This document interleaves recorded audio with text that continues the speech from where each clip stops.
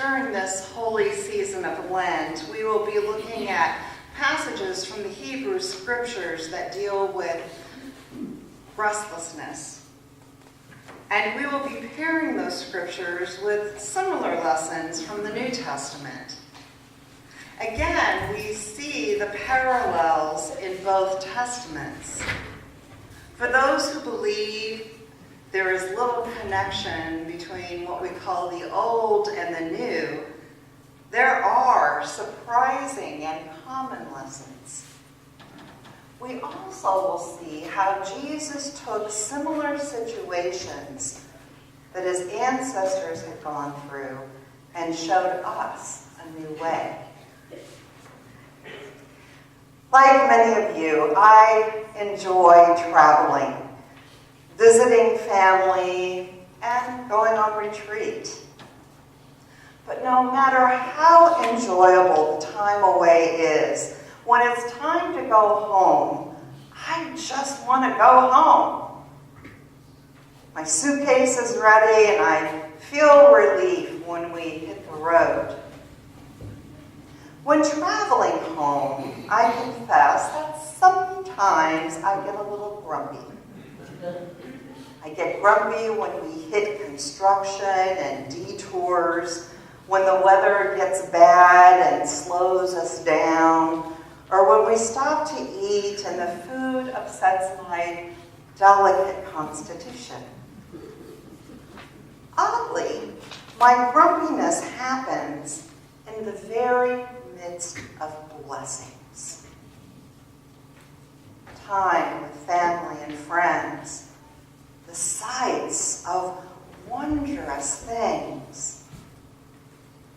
To have a car to travel in, to have the means of sustenance, to be able to go and come back. On almost any trip, we can expect some grumbling. This certainly happened with the Hebrews, just as it happens with Christians. And that's where we get our Lenten theme. We will discover that the Israelites grumbled all the way to the Promised Land. But to be honest, Christians also grumble all the way to the cross.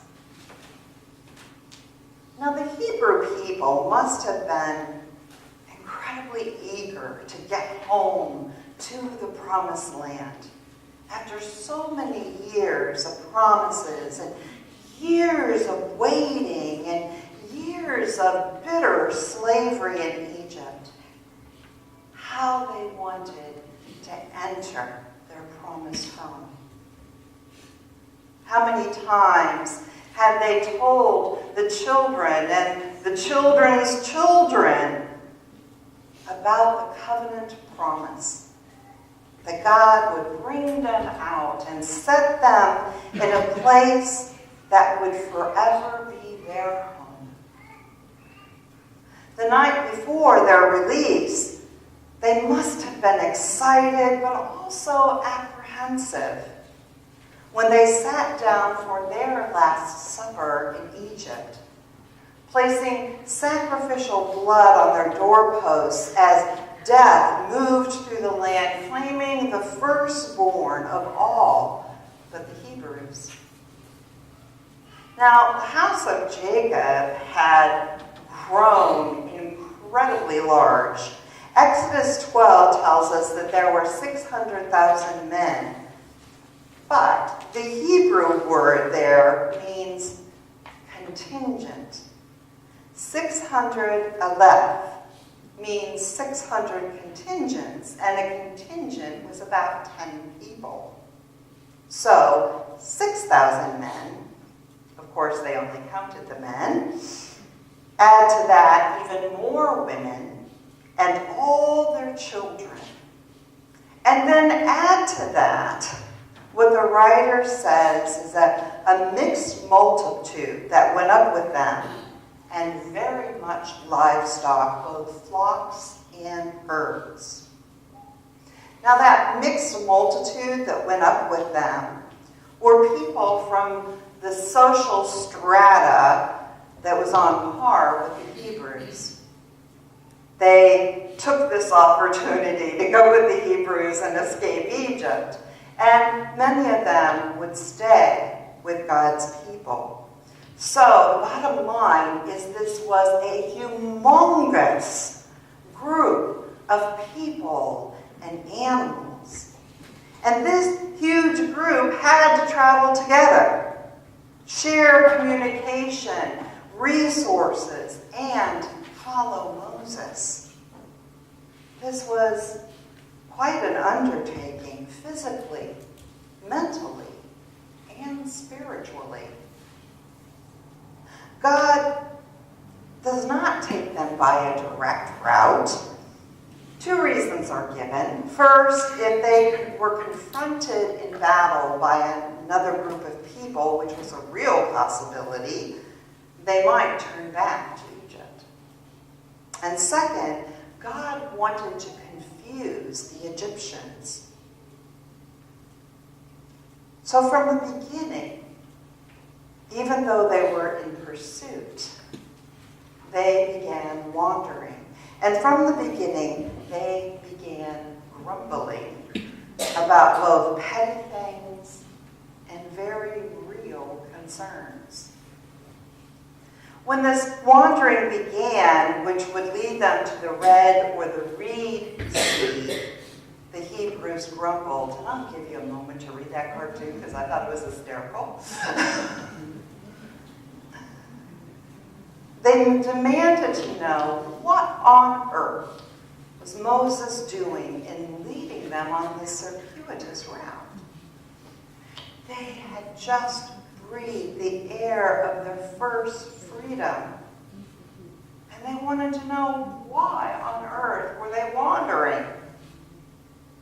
Surely they could have died just as well in Egypt as out in the boondocks. They said it's better for us to serve the Egyptians than to die in the wilderness. And then this mass of people come to the sea where there's nowhere to go.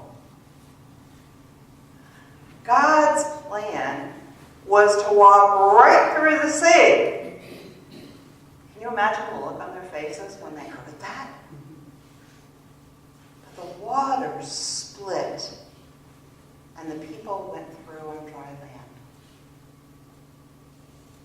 I think we often imagine this scene as kind of a happy one. There's this miracle, and they're overjoyed to go through, but I think it was anything but happy.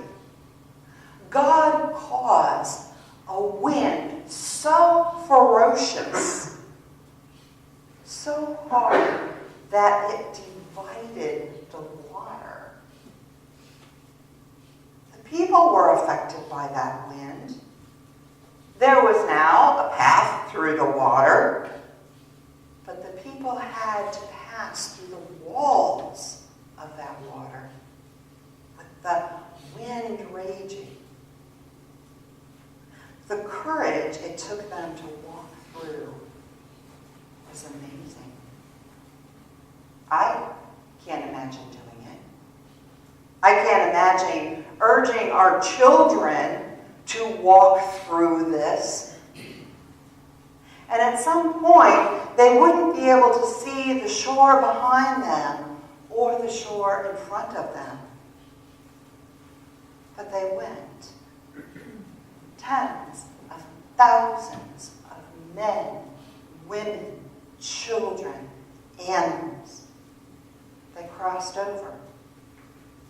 And when they got to the other side, the waters came together again and drowned the Egyptians who had been in pursuit of them.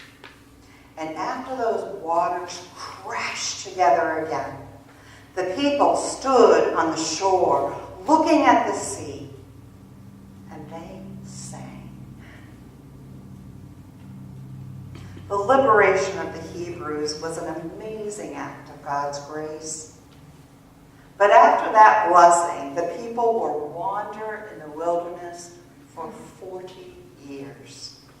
They would experience what we would call the best of times and the worst of times, but God would always be with them.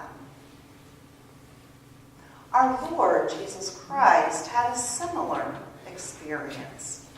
When Jesus began his ministry, he went down to the Jordan River to be baptized by John. And when he came up out of the water, the Holy Spirit shone all around him, and the words were uttered from the Creator. "This is my beloved Son." It was an amazing act of God's grace. But immediately after that blessing, Jesus was led into the wilderness for 40 days and 40 nights. It was hot, and then it was cold. He had no food or water. He experienced temptations and harassment beyond belief. The very big difference between Jesus and his wilderness experience and the rest of us and our wilderness experiences is that Jesus didn't grumble. He trusted. He was tempted and mocked. He was physically alone and had every reason to grumble, much less to give up the whole thing. But he didn't. He never questioned that the presence of God was with him and would see him through. From the moment we give our lives over to the Lord and feel that amazing grace of God's love, we begin our holy wandering through this life. As we draw near the cross of Jesus, there will be times of hunger and thirst. There will be times of discouragement and questioning. There are certainly many times of grumbling when we don't want to accept the burdens, the heaviness of the questions, and the fears of living a life of faith. Like the Hebrews, we too grumble all the way. In little ways, yes, but also sometimes in big ways. Sometimes we feel trapped in our various wilderness experiences and forget to realize that while we look forward to the destination of a home with God, the journey, the wandering, will teach us to have faith and celebrate God's gifts in our lives. God promises to always be with us. God always has a divine eye on every single one of us. And God has a plan for our wandering, whether it makes sense to us or not. We may grumble from time to time, but we never need to despair.